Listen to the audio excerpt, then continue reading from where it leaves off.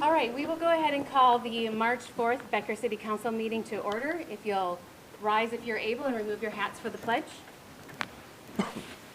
I Pledge allegiance to the flag of the United States of America and to the republic for which it stands, one nation, under God, indivisible, with liberty and justice for all.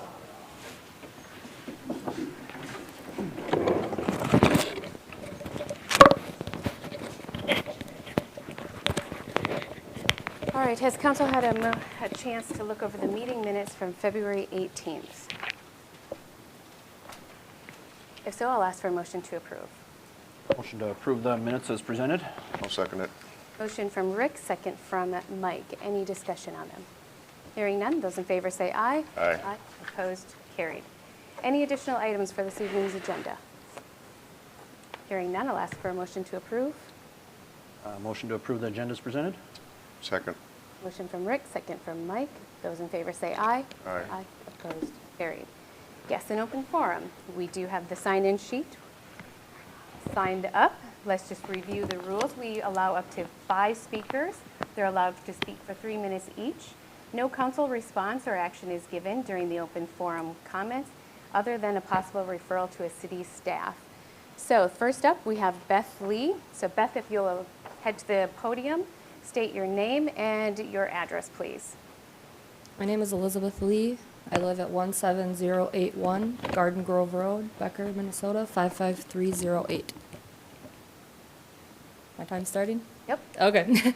All right. Good evening, Mayor and council members. Thank you for allowing me to speak tonight.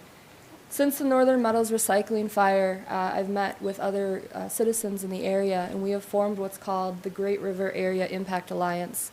We are formed from members of the communities of Becker, Big Lake, and Monticello.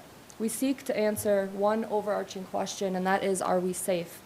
How we answer that is going to require looking at different pieces: the past as to how Northern Meadows ended up in our community, the fire itself, how the response was handled, and how the fire started. And finally, it will require us looking into the future to see whether there needs to be any policy or statutory changes that will ensure our safety going forward. Right now, we have a lot more questions than we have answers, unfortunately. We have questions as to how Northern Meadows, a company that had repeated air permit violations in North Minneapolis, ended up being relocated to our community. How this company that not only exceeded its permit restrictions as to on air pollutants, but that doctored logs and lied, ended up in our community. How a company that was not even open amassed such a large amount of stockpile that it burned for 5 days, and how that fire got so large that it required over 100 fire departments and the National Guard to put it out. Finally, we need to know how we are safe going forward when we still don't have the actual test results from the testing of our air and our water that was done 2 weeks ago. Now, these are all questions that our alliance will seek answers for, and when I emailed you, Mayor Bertram, what you responded is that the NPCA was handling the air quality and the cleanup, and that the state fire marshal was handling the investigation. And my response is that that isn't sufficient. With so many agencies involved, from the NPCA to the Department of Health to the county and down to the city, where does the finger pointing stop? Where does the shifting of responsibilities end? And I would ask that it end here. Speaking for myself, I moved to this town because of the community. I would rather rely on my neighbors than on the state. And I would rather look to my local officials rather than a statewide large agency to protect my health. Now, you may say that air permitting and licensure is outside of your purview, and you might be right. But what isn't outside of your purview and what is your unique responsibility is that you're responsible for the health, the safety, and the welfare of your citizens. Please do not let your silence define your response. We're all watching, and we need your leadership right now more than ever. We need you to answer the first responders who went into that fire not knowing what they're breathing and still not knowing, and didn't have the appropriate resources that they needed going in. We need you to answer the gardeners and the farmers who now have debris and ash spread across their land. And we need you to answer to the medically fragile who are still having to suffer from the ill effects of this fire. We are asking 4 things of you. 1, that all deficiencies of code, statute, and rules are documented and rectified. 2, that you ensure continued, periodic, and most importantly, independent air, water, and soil testing, that you have ensure that the company is going to cover all fire-related costs, and finally, that the city set up a town hall meeting so that you can hear the concerns and the questions of your constituents. Thank you. Next up is Dustin. Mayor, I couldn't have said it any better. I had nothing to say. Abby.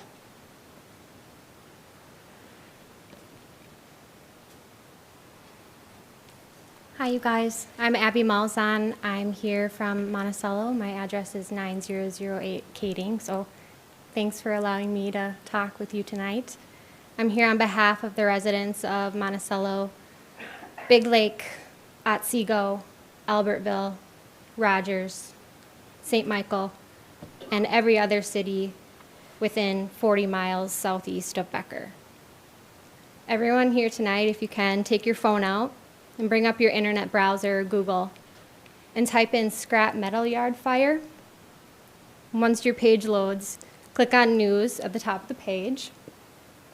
Everyone's results are going to look a little bit different depending on the algorithm in your search history. But if you scroll through that first page of results, you keep an eye on the date of the story, then go to the next page and the next page, I challenge you to find a story with a report date in 2018. Do this while taking a mental note of how long it took you to locate a story about a scrap metal yard fire that occurred outside of the last 14 months. Before I go any further, I want to thank our firefighters and our first responders for putting this fire out. There is an analysis done by the Vice President of Fire Rover between the years 2016 and 2017, there were 70 scrap metal yard fires. My question for you guys is, did the city of Becker factor in the risk of a fire during the decision-making process? Prior to allowing Northern Metals to move to Becker, did the city of Becker analyze the capabilities of the volunteer fire departments in the city and the capabilities of the volunteer fire departments in surrounding cities, and whether they were equipped to handle the probability of an industrial fire of this kind? Now, I'm assuming, so I can't answer this, but we just want to know, was the risk of a fire calculated? And if it wasn't, then the city of Becker put our underfunded, understaffed, and under-equipped volunteer fire departments through a literal trial by fire. With the frequency that scrap metal yard fires occur, it's not a question of if a fire would occur at Northern Metals, it's a question of when. And now that it's happened, the question we have for the city is, when it happens again, are our fire departments prepared to put the fire out before it escalates into a response from over 100 departments, local schools closed, and calling in of the National Guard? Thank you for listening.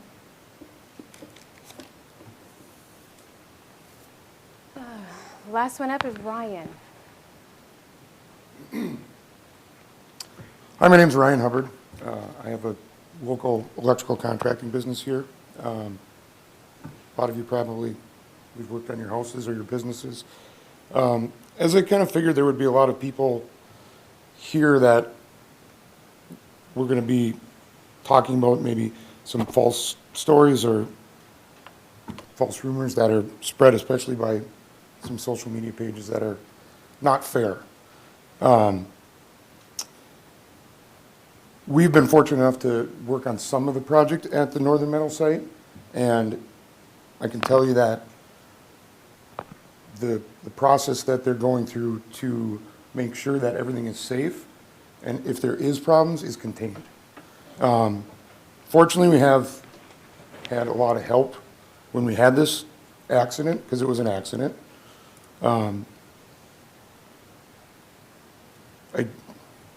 It's very difficult to point fingers. I mean, you hear people say that the people at Northern Metals started this intentionally. No, they don't. It's the last thing they would want. Also, if they were operating at their normal rate on on a daily average, they're not going to have the amount of cars that are there. It's their goal when they operate to have everything gone at the end of the day, or most of it. So those fires, is it a hazard? Yes, it's a hazard, but not the hazard that hazard won't exist once the plant is operating. I heard mention that it took 100 fire departments in the National Guard. Actually, from what I've been told, was 36 people came in, or 36 cities came and assisted, and that the National Guard was not involved. I've personally known Scott, in charge at Northern Metals, for quite a while. His family's here. His grandkids live here. Many of you remember last fall when Ethan House went missing. Scott was out looking for him till 2 o'clock in the morning. So he's here. He's part of the community. Him and the company does not want this. And I just think it's unfair that a lot of you, that some not even affected by this, that are just on social media trying to cause a problem. I think people should take a step back, look at what's going on, maybe try to find out the technology that's going in to make it the cleanest recycling center in the state. And unfortunately, it's a dirty thing that we have to do. I didn't see anyone walk here tonight. So everyone that's here in a vehicle, where do you guys want that vehicle to be? You want that to be in a landfill, or do you want it to be recycled? So I believe from what I've seen, they're doing their best, and I just think it is fair that somebody speak up and say that get the other side of the argument out there. Thanks for your time. All right, that concludes those that have signed up. Council ready to move on? All right, committee reports. Budget and finance. Budget and finance. We met on the 19th. We talked about the January payroll numbers, which if you go by straight line would put us 8.3% of the year. Everything so far looked pretty good there, but January is a pretty slow month, so as was to be expected. Topic of discussion was the software conversion that we are currently undergoing, and payroll, I believe, was the payroll portion was last week, and then the main portion is coming up here now. So that's It's all I all got in for- working order, right? Yeah, they're in the process of cutting over from the old to the new, so they're doing it section by section. So the utility portion was already completed, and if, which residents probably recall seeing there's an email that said that your account number's changed on your utility billing. So that had to do with that, and then now they're doing payroll and then the GL, the regular portion, so. Fire Joint Powers Board met, and we basically just, it was very quick, paid the bills and adjourned. How about the comprehensive plan interviews? Anybody? I did for that, so I attended the one in the evening. So we had, it was actually most of the members of EDA and myself. I sat on EDA as well, so I was representing both. A little over an hour of discussion. Pretty good discussion. We were talking. It was just a wide variety of questions they have that they ask you to try and draw out different answers, different discussions, things like that. So, and I understand they had met with businesses earlier that day as well. There's a different meeting. I did not attend that one. So. Park and Rec. We met Monday, February 24th. Talked about the disc golf out at the park there. We're going to get new signage. Cobinger Park is closed. We had 51 rentals this year, skate rentals. The BAC, they're hoping to open at the end of March. And then we talked a little bit about they're going to apply for the grant for the horse trails again this year. And that was about it.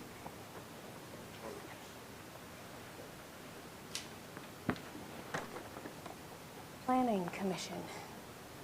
Planning Commission will have 3 resolutions in front of us tonight that we'll be, 3 or 4, that we'll be dealing with. And then the other thing we did is we spent a lot of time reviewing chapters 9 and 11 of the code book, and we will be discussing that in our workshop to get some input from the council on what direction they want to go. Golf committee. We met February 25th. Everything that's going on out there is a lot of maintenance. They're talking about the lower level painting, the clubhouse, the tree cleanup, a little bit everywhere, just cleaning all the old trees up. Parking lot, we're gonna do some striping. We talked about concert at the creek, and we're excited to get the snow off the ground and get some people out golfing. Joint Planning Board, we had a plat approval through the township, and then also a discussion on FECO and how they would like to have a bigger sign out front. So going with the code book, working through that with them. So that was it. The Highway 25 Coalition, CMRP, actually, we met and we had a great presentation from Planning Next. It resulted from like what our county looks like and how the transportation is completed, and then how the upcoming comprehensive plan for the whole region, not just like Becker, like we have the comprehensive for just Becker. We're also doing one for the whole region, so that it'll cover land usage at that time. So, any other meetings? Okay. Board committee and consultant reports. Easement to vacation for lots 1 and 2, block 2 of Energy Parks 5th edition. Ms. Flipson. Thank you, Mayor and Council. So as you are aware, we have the shovel-ready lots in the industrial park. We're currently working through a replat, which will be the next item. 2 of the lots that are currently adjoined, there's an easement along the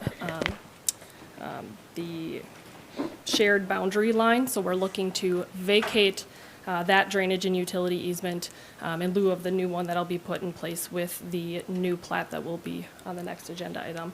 So with that, looking for a motion and second to approve Resolution 2012.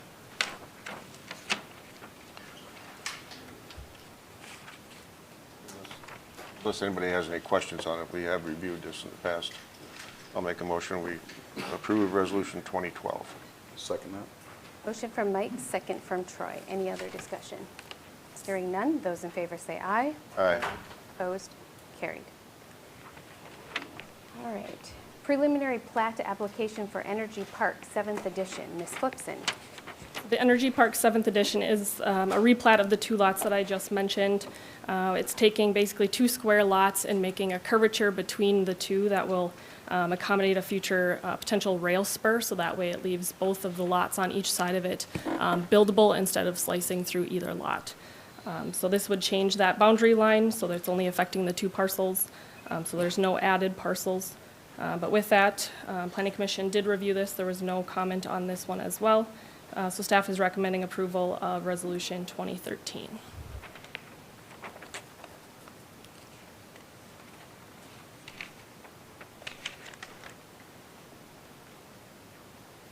Make a motion, we approve Resolution 2013, replat. Second that. Motion from Mike, second from Troy. Any other discussion? Hearing none, those in favor say aye. Aye. Opposed? Carried. River Oaks Estates, 2nd edition. Ms. Flipson. So I will note on the packet, you have a reprinted packet tonight. There was an amendment to Resolution 2015 and Resolution 2016. The reasoning being we are doing a new development agreement with the developer, so it's mentioning, originally on the first packet it mentioned an assumption of the development agreement from the last development, so we're just cleaning that up. There will only be one development agreement for this. So this development originally was proposed back in roughly 2005.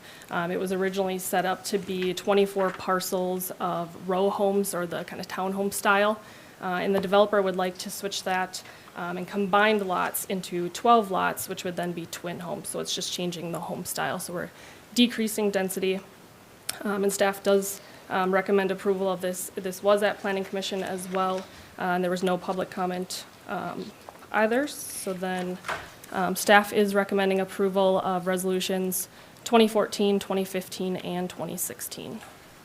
I do have a question. The development agreement, is that going to be renegotiated, or is that? The draft of that development agreement is within that packet tonight. Oh, okay. So it's just a new one since it's only focusing on those, the new 12 lots that are proposed, the Oh, okay. combined lots. We're not talking any major changes in the agreement as far as? Correct, no. Okay. No, there's some just brief language about the utilities in the roadway, since we're going from 24 units down to 12. There's some minor utility changes that are needed, and then just a turnaround for fire needs Okay. and such at the end of the road. It'll be Kings Lane, so. The only change is really just the home design of the home for the plats. Correct, yes. We've talked about this like many years, like, I feel like, Well, we approved one already. okay. But- Maybe that's why it feels like it's deja vu. Yeah, this is Yeah. a different one, though. Okay. Yep, this is the similar process that we did for Riverbend, just on the north side of this property, so. So this is over by where those existing townhouses are, so there's kind of that street to nowhere that goes down towards the end there, towards the unplowed fire road. So this would be developments all along. Okay. Okay.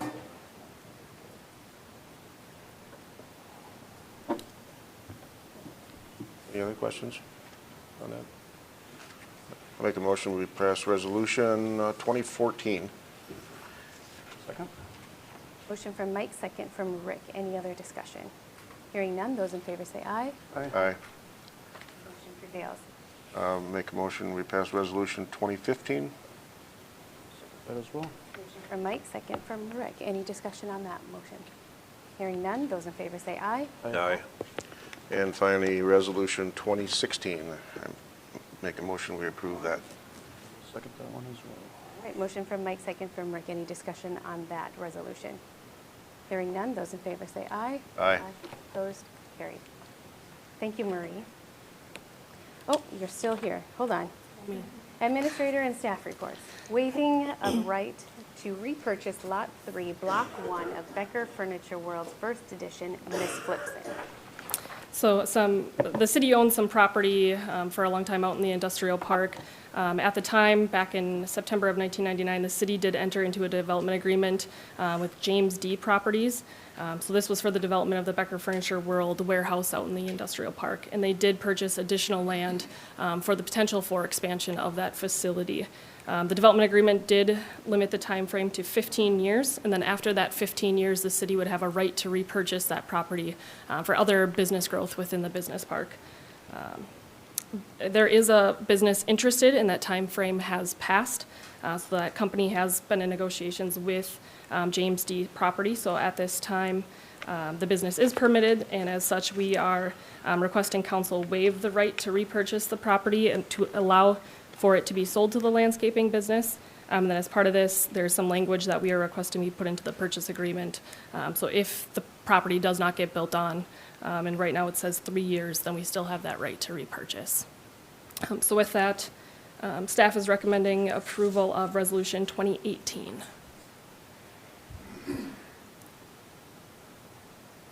So we're waiving, but yet if this doesn't go through, we could purchase it again. Correct, Okay. is the way it's worded, yes. Make a motion to approve Resolution 2018, waiving the right to repurchase Lot 3, Block 1 of Becker Furniture World First Edition. Second it. Motion from Rick, second from Troy. Any other discussion? Hearing none, those in favor say aye. Aye. Yeah, opposed? Carried. All right, the industrial park covenants removal. Ms. Flipson.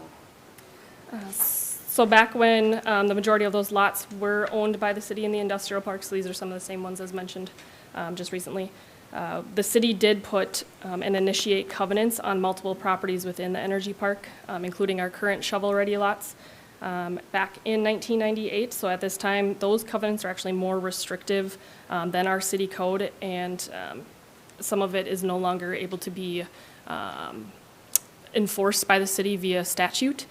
So staff is recommending that the city pursue removal of those covenants since the city did initiate them. And so that is Resolution 2019 directing termination of the Declaration of Protective Covenants.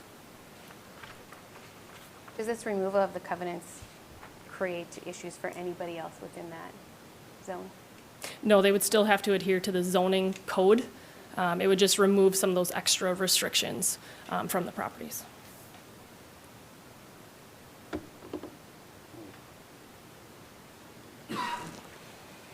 Make a motion to approve Resolution 2019, directing termination of Declaration of Protective Covenants, Conditions, and Protections for Becker Energy Park, Second Edition. Motion from Rick, second from Troy. Any other discussion on it? My only concern is there anything out there that has already adhered to those covenants? It was only back in that roughly 1998 timeframe. There have been business expansions since then over the last, say, 15 years, and they have not met those covenant restrictions. It was, I hate to bring this up, but was one of them steel versus wood? Right now, it would require all steel, which no longer meets actual state statute. Cities cannot require that. The covenant required all steel? Right, city Yeah, enforced. that's what I was getting at. That's why I Right. was hesitant Yep, to do we anything. can't. Because we did change that in the code book Yeah, also. that's why we removed it. Okay. So, So did you get a second for the motion? I did. Okay. So the motion was from Rick, second from Troy. Any other discussion? Hearing none, those in favor say aye. Aye. Opposed? Carried. All right, thank you, Ms. Flipson. Consent agenda. Madam Mayor, City Council, thank you. Consent agenda for March 4th, hiring and termination report from Pebble Creek Golf Course. That's a revision, please take one of that.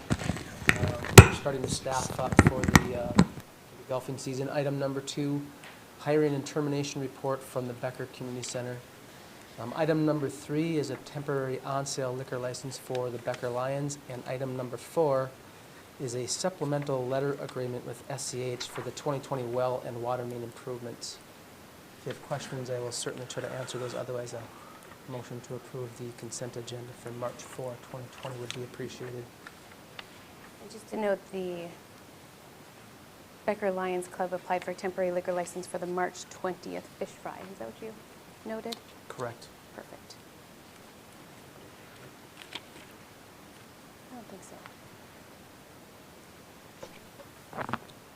Does council have questions regarding? Motion to approve the consent agenda as presented. I'll second it.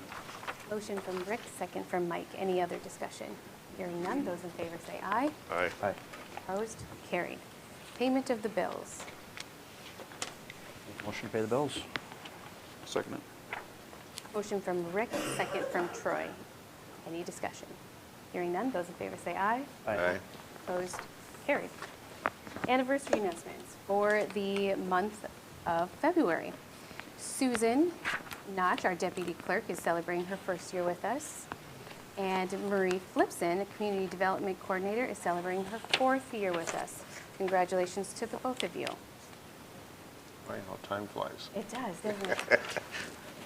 Does council have anything else for the betterment of Becker? If not, I'll ask for a motion to adjourn. Make a motion to adjourn. Motion from Troy, second from Rick. Those in favor say aye. Aye. Opposed? We are adjourned at 6:29 PM.